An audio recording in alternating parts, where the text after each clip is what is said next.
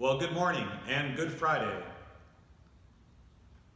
Probably one of the most important holidays in the Christian calendar, the day that Jesus went to the cross for us and paid the penalty for our sin. So we welcome you this morning from Highland Park Christian Church, myself, Pastors Denise and Albert, and all the congregation here. Let's continue. Luke writes about the Last Supper as well as Jesus' arrest, trial, crucifixion, death, and burial in only 2 chapters. He writes about those events in rather terse language and doesn't provide many details. In fact, you can read the 2 chapters in less than 10 minutes. You will have to read the accounts in the other Gospels to get a much fuller description of what happened in those 24 hours.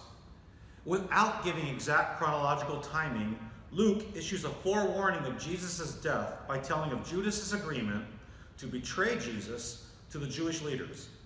Luke does not make it clear whether the betrayal happened because Satan entered into Judas or because of the payment of money or both.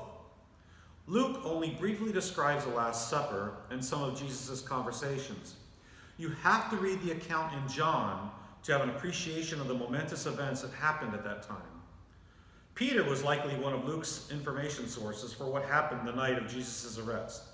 Perhaps that is why Luke includes Jesus' prophecy about Peter's denial of Jesus and the later fulfillment of that prophecy.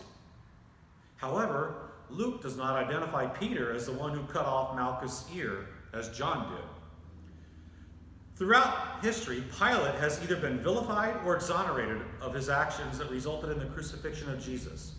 He was no doubt a violent man, but was he evil or just doing his job as a Roman official? The Jewish leaders knew that they could possibly end Pilate's career by causing a big enough riot, so his desire to keep his position and do a good job were sufficient cause to end the life of Jesus. It is tempting to think of crucifixion of Jesus as a special event. It is for Christians, but in fact, crucifixion was a common capital punishment of the Romans, Persians, Carthaginians, and other cultures, often used to punish political or religious agitators, pirates, and even slaves. As an example, in the aftermath of the slave rebellion led by Spartacus, about 11,000 rebellion slaves were crucified by the Roman general Crassus and Pompey. Let's listen to 2 eyewitnesses today. I should have just stayed in Caesarea that wretched day. I lived in a lovely palace on the seashore. The city was prosperous. It wasn't Rome, but my life was peaceful. Have you ever been interrupted while in the middle of a deep sleep? Perhaps you acted irrationally before you could fully wake up. This is what happened to me, but let me start at the beginning. The beginning of the end, that is. 2 men who led lives of contrast were Peter and Pilate. One a Jew, one a Roman, one a follower of Jesus, one who ordered the death of that same Jesus, one who repented, one who did not. Yet during the trials of Jesus, both of them gave in to cowardice. During the last week of the life of Jesus, we settled into a simple but uneasy daily pattern. We spent the night on the Mount of Olives just outside the walls of Jerusalem, and the next morning we crossed the Kidron Valley, climbed up the Temple Mount, and entered the temple grounds. Jesus taught the people, jousted with the Jewish leaders, and instructed his apostles and disciples. As the day ended, we returned to the Mount of Olives. We knew that the Jewish leaders were dangerous, but we did not know Satan had entered Judas Iscariot, one of us. He slipped away and went to the chief priests and temple guards to talk to them about betraying Jesus to them when the crowds were not present. They paid Judas 30 pieces of silver in advance for his treachery. Why? 30 pieces of silver, which wasn't a lot of money, possibly to fulfill a prophetical passage in the book of Zechariah, possibly because that's all Judas demanded. He bargained away the most precious life ever lived for pittance. The day of unleavened bread came, and this was the day during the Passover festival when the Passover lamb was to be sacrificed. I guess I was expecting Judas to make preparations since he was our treasurer, but Jesus turned to John and me and told us to go make preparations. He gave us detailed instructions instead of his typical vague inferences. His instructions started with, "As you enter the city, a man carrying a jar of water will meet you." Well, I was immediately taken aback. I had been with Jesus for a week and knew that he had not had the opportunity to make complex plans. The odds of seeing a man carrying a jar of water were small. Men didn't typically do this type of work. John and I found things exactly as Jesus said. We met the man, followed him to a house, and asked the owner of the house where the teacher could eat the Passover feast with his disciples. The owner showed us a furnished room upstairs, and we prepared for the Passover. Well, many of your scholars believe that the owner of the house was the mother of John Mark, since Christians would soon meet in her house on a regular basis. When the appropriate hour came, we apostles and Jesus reclined around the table for Passover like we'd done every year of our lives. But the meal did not go as we expected. The words Jesus used portrayed him as the Passover sacrifice. I mean, he even said, "This is my body given for you. Do this in remembrance of me." We should have been stunned and immediately started to question him about his words. Instead, we started arguing among ourselves about who was going to be the greatest. This wasn't the first time we had had this argument, and I'm sure Jesus was devastated that we were still so prideful. Jesus took the argument and turned it into a lesson, showing that the most humble among us would be the greatest, and he backed up his words by showing how he had come to serve, not to be served. I should have left well enough alone, but I continued with a haughty attitude. Jesus turned to me and said, "Satan has asked to sift you as wheat, but I've prayed for you that your faith may not fail. And when you've turned back, strengthen your brothers." I didn't catch his conclusion that I would fail while being sifted. I boasted, "Lord, I'm ready to go with you to prison and to death." He looked at me with sad eyes and said, "Before the rooster crows today, you will deny me 3 times. Jesus continued to talk to us for a long time, just as John recorded in his gospel account. While continuing to teach us, Jesus led us across the Kidron Valley and up the side of the Mount of Olives to a place known as Gethsemane. After a while, Jesus separated himself from us to pray to God. He had often done this, so we didn't think much of it, until he asked James, John, and me to keep watch with him. He felt so sorry for us because we could not even stay awake during this time of extreme danger. I was dead asleep.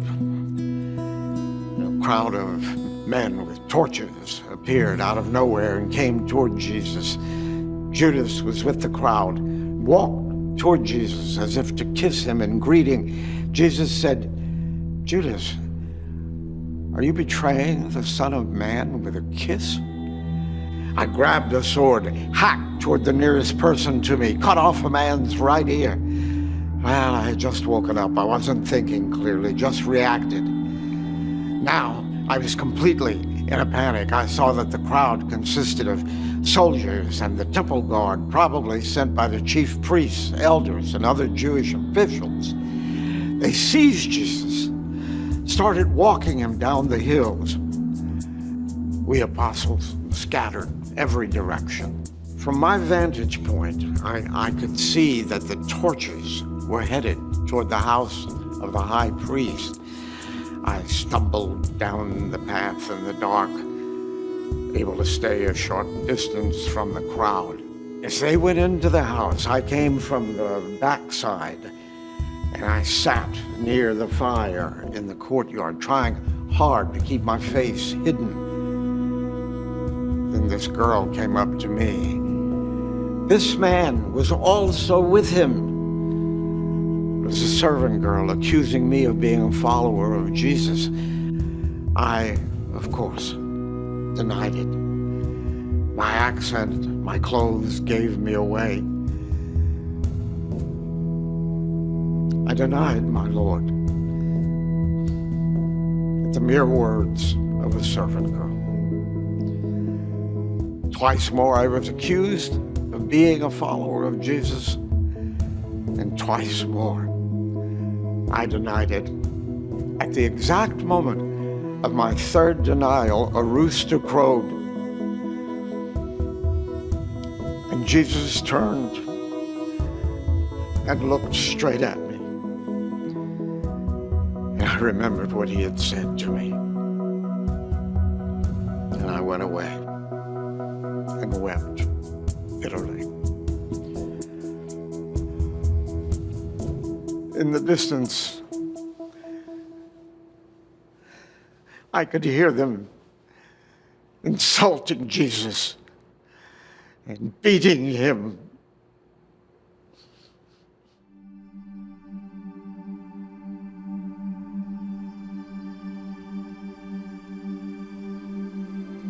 Why didn't I just stay in Caesarea that day? I had been prefect of the Roman province of Judea, an area otherwise known as Palestine, or Israel. As a representative of Emperor Tiberius, I was Rome, the eternal city. I had total power and control over the province, even the power of life or death. I took a large group of Roman soldiers and made the 70-mile uphill, dusty trip to Jerusalem and prepared to stay for a few weeks. I had most of the soldiers stay in the Antonia Fortress. It's a military garrison on the northwest corner of the Temple Mount. Now imagine me, deep in sleep after having, well, a little bit too much to drink the night before. My attendant taps on my door. I answered, and he motions for me to step away as to not wake up my wife. He tells me that a group of Jewish leaders are waiting frantically to talk to me. The things that he's saying, they sound odd, but he wants to make sure that we don't unintentionally set off a riot by ignoring them. The leader of the assembled religious brass points to a bloody man and says, "We found this man subverting our nation. He opposes the payment of taxes to Caesar. He claims to be a Messiah, a king." Now, at this point, I didn't really care about what they had to say. The man that they were pointing to was so badly beaten and clearly posed no threat to me or the empire. The charges weren't even worthy of my time. So I sarcastically asked the poor man, "Are you the king of the Jews?" I knew that Herod was the king of the Jews. "You have said so," the man replied. Not a bad answer if I don't say so myself. I just laughed, and I announced to the crowd, "I find no basis for any charge against this man." I turned to leave the crowd, and that's when the leader was frantically scrambling to find another charge. He stirs up the people all over Judea by his teaching. He started in Galilee and has come all the way here. Now the leader thought he got my attention by insinuating that this poor wretch might be causing some kind of an insurrection, but he got my attention in a whole nother way instead. He mentioned that the man was from Galilee, which meant that he was under the authority of Herod. Conveniently, Herod was only a few hundred yards away. Herod would have to deal with a problem that had no good solution. He was either going to break Roman laws or disappoint Jewish leaders and possibly cause a riot. Either way, I wanted to make Herod's life miserable. He was a pathetic, sad little man, and we were bitter enemies. He was an easy choice for me. So I sent the crowd and their wretched prisoner to Herod, and I headed back to sleep. Now, imagine my surprise when a few hours later, when the crowd appeared and demanded to see me again. What had happened? I asked my assistant, and he gave me the short version. Apparently, Herod was actually happy to see this man because he had heard of him and wanted to see him perform some great miracle. When the man just stood there, Herod eventually tired of his silence and had his soldiers ridicule him, beat him to a pulp, and dress him in a purple robe that signified his supposed royalty. Then, in a sign of deference to me, Herod sent him back for my judgment. As the poor man stood there, weaving from fatigue and pain, I could easily see this was not a legal case. It was some kind of religious dispute. I was in a no-win situation. I was frantically searching for a way out. My first gambit was a scheme to tell the crowd that Herod and I both found no guilt in the man, and I would punish him before releasing him. Rather than appeasing the crowd, this just made them more furious. The religious leaders were whipping the crowd into a frenzy, and a riot was sure to break out soon. My second tactical gambit, a brilliant maneuver, to give the crowd a choice to release the man or release a murderer, a revolutionary by the name of Barabbas. It was my custom to release someone over Passover, and I was sure whom the crowd would not choose. Much to my surprise, they demanded the release of Barabbas and would not listen to my reasoning. Crucify him, they said. They had me in a corner, and they both knew it, both the religious leaders and the crowd.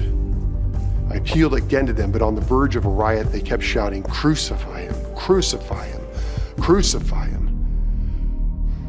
Their shouts prevailed. I released Barabbas, and I gave the prisoner to the crowd, which was a tacit approval for him to be crucified. Hours later, my centurion brought his report. The innocent man's name was Jesus. He was so fatigued that he could not carry his cross all the way up the hill of death. So my centurion seized someone from the crowd and had him carried for him. My centurion was surprised by the large number of people who supported Jesus and followed them. But they were mostly women or men who posed no obvious problem. With typical Roman efficiency, my soldiers took along 2 other men who were scheduled to be executed. All 3 of them were crucified on Golgotha, Jesus being placed in the middle. As was often done, soldiers gambled against one another to claim the clothing that would never be again needed by the prisoners. I had a notice placed above Jesus that said, "This is the King of the Jews." The soldiers in the crowd delighted in mocking Jesus because of his inability to save himself, even though he was a king. The only one in the crowd who treated him with respect, one of the other crucified prisoners. It was about noon when a deep darkness, like a storm, but worse, came over the entire region. It lasted for about 3 hours. The Jews, ever superstitious, were reminded by the plague of darkness when they were slaves in Egypt. They were starting to regret their actions. The enormous temple curtain was torn from top to bottom, and the Jews went ballistic. Jesus called out, "Father, into your hands I commit my spirit." It had taken only a few hours for him to die, when often it takes several days. My centurion said he was amazed and deeply moved. He said that he had praised the Jews' God and said that surely this was a righteous man. No sooner had the centurion finished his report than my assistant came to me with another urgent request. A wealthy Jew named Joseph had come to ask for the body of Jesus so that he could bury it. He was in a hurry. He said that he wanted to wrap the body in linen and place it in a tomb before the Sabbath started. Quite honestly, I was thrilled to have this unexpected request. Usually we Romans would leave crucified bodies in place for a long time. It's a powerful reminder. However, since this Jesus had so many followers, I didn't want the body to be a motivation for them to unite or to rebel or to make some secret martyr of him. Having the body disappear was a good solution to a potential problem. So I granted Joseph permission, and that was the end of the matter. At least, it was as far as I expected. As it turned out, the end was only the beginning.